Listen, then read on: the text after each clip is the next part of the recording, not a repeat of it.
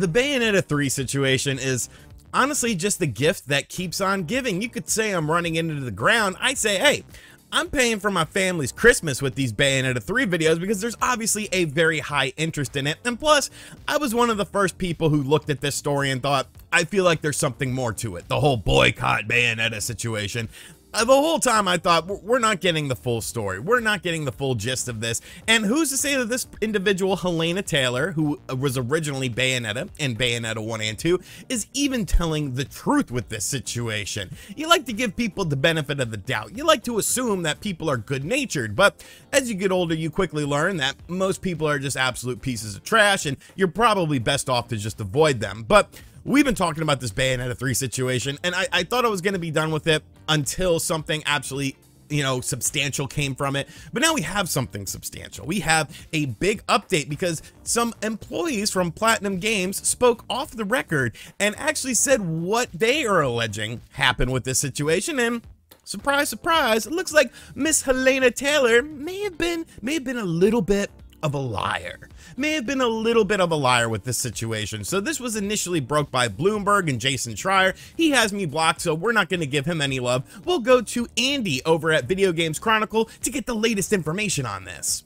So the article starts out, which I would link to it, but YouTube has been like blocking people's videos for linking stuff in the comment section or in the description box. So just go to Video Games Chronicle and search Bayonetta 3. It will pop up. They basically summarize what happened here, how Jennifer Hale ended up taking over things. Hellena Taylor said to boycott the game, took a shot at Jennifer Hale, this, that, and the other. Real mature stuff. And I mean, I'm not a mature person, so that really takes a lot for me to say that.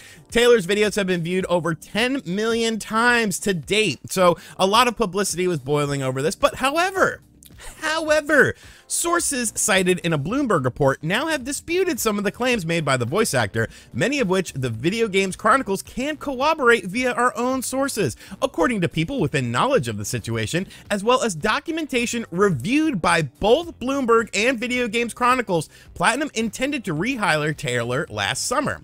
It's claimed that Platinum sought to hire Taylor for at least 5 sessions. Video Game Chronicles sources suggested it could have been as few as 4, with each paying $3,000 to $4,000 for 4 hours in the studio.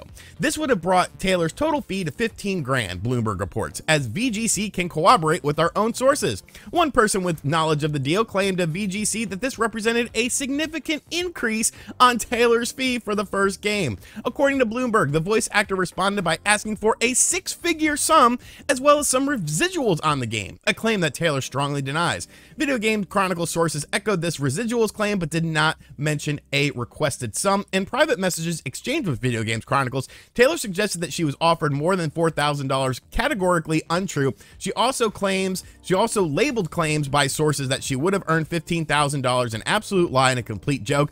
I'd like to put this whole thing in the rearview mirror and leave the whole bloody franchise behind, so I think I'll just let my video stand. I spoke the truth.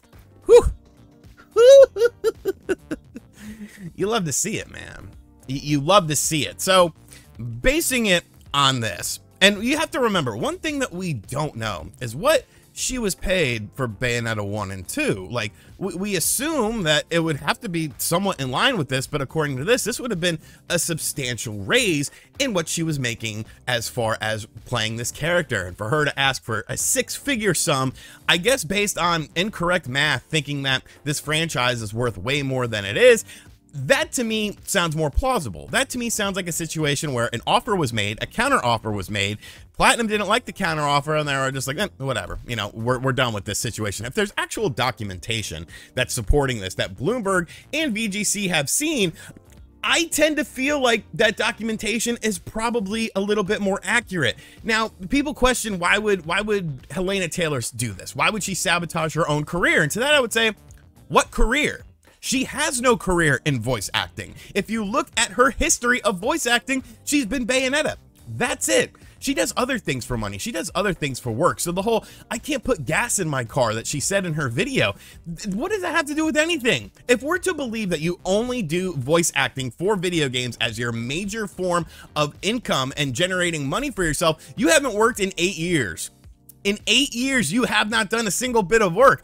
I feel like at some point in time, you might have seen the writing on the wall with this. There's going to be people that never took an economics class or don't know anything about business that would look at this and say, well, even if it is $15,000, even if it was $15,000, she turned it down, that's not nearly enough money. She should have gotten more money, this, that, and the other.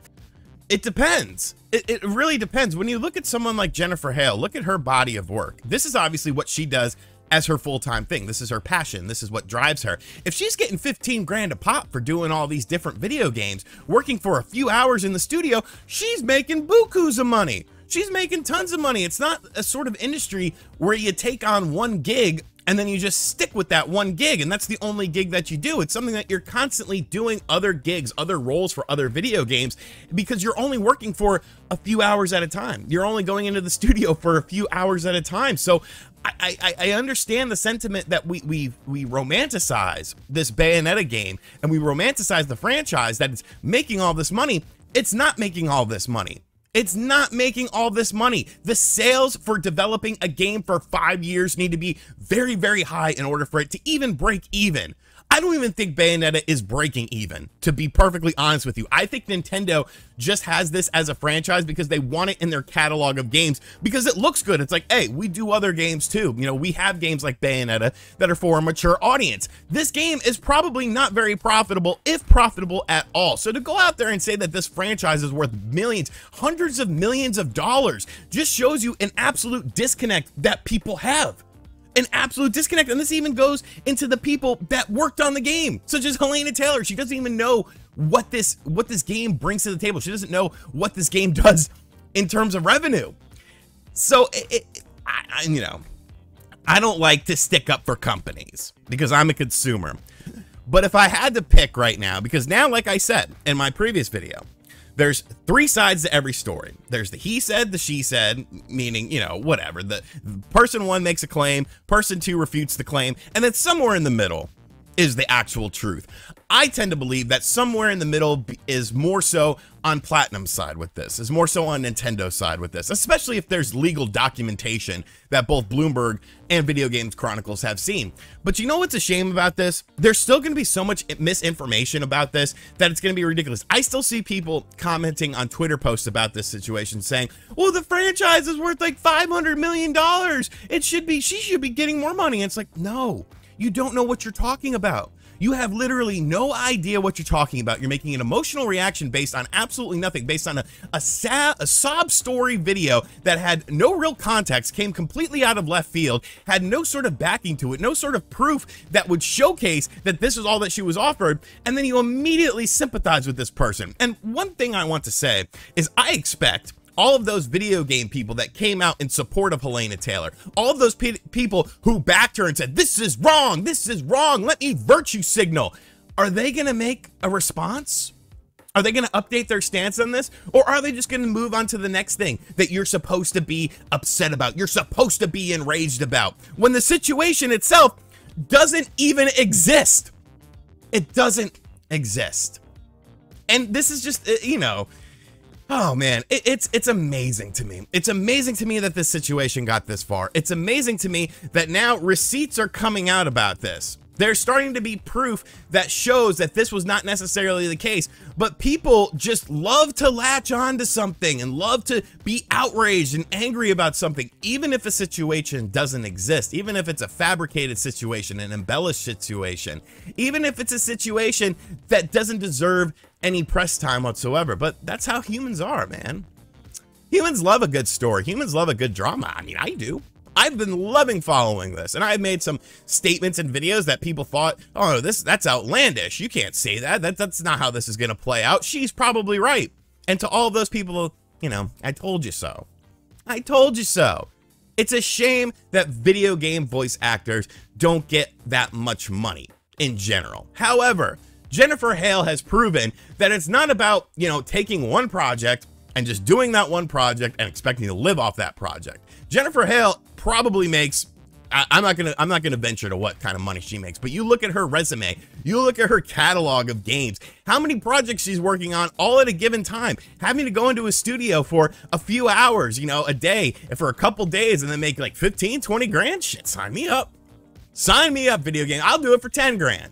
I'll just do the voice acting here. I'll send you the files, and I'll do it for 10 grand.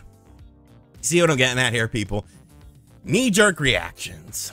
And at least some people, I have seen some people that have said they were boycotting the game. They've you know, rescinded that statement. They're still not going to play the game. They rescinded that. Shout outs to Max, Dreamcast guy. You know, he got some hate from my videos. I'm never singling in on one person. You know, it was a lot of people that I was talking about in my initial videos, talking about the situation, how I thought the boycott was buffoonery. But you know, he at least made a stance and was like, okay, you know what? I was wrong. This was a knee-jerk reaction, this, that, and the other. At least he had the nuts to do that. Are all these other people, all these other Twitter check marks, are they going to have the nuts to do that? Are they going to clarify to their millions of fans and millions of people that follow them on Twitter that they were wrong, that they jumped the gun, that they assumed things based on an initial statement that had holes in it to begin with? No. No, they're not. Which is why, you know, I always try to keep it real, man. I always try to keep it real. If I'm wrong about something, I don't care. I don't care. I was wrong. Who cares? They didn't nail me to a cross, okay? I'm not the perfect one here. I make mistakes. But with this situation, I was right. And I'm happy that I was right. So let me know what you think of this in the comments section down below. Is this the end of the saga? Have we ended the Bayonetta 3 saga? If so, shout outs to you, Hellena Taylor. Your nonsense paid for my family's Christmas. They're going to have a great freaking Christmas this year. Thank you. Thank you so much. And as always, thank you for watching this video. I'll catch you guys on the next one. Later.